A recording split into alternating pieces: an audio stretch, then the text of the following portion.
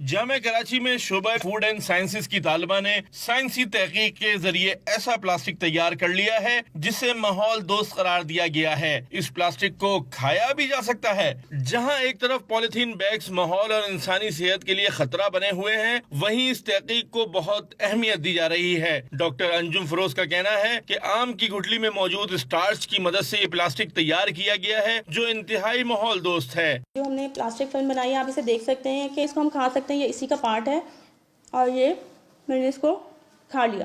اس plastic کے فوائد پر بھی ریسرچ کی گئی ہے، جس میں یہ بات سامنے آئی ہے کہ کھانے پینے کی مختلف اشیاء کو آم کی گٹھلی کی مدد سے بننے والے پلاسٹک میں دیگر پلاسٹک کی نسبت زیادہ دنوں تک محفوظ رکھا جا سکتا ہے۔ ہم نے ڈفرینٹ فروٹس اینڈ ویجیٹیبلس کو اس میں پیک بھی کیا ہے، ان کی شیلف لائف کو بھی اسٹڈی کیا ہے اور اس کے ریزلٹس جو ہیں نا بہت آؤٹ اسٹینڈنگ ہیں۔ تو نارمل حالات میں ٹومیٹو جو ہیں وہ 5-6 دن میں، اگر رائپ ٹومیٹوز ہیں تو وہ خراب ہونے شروع ہو جاتے ہیں، سڑ جاتے ہیں۔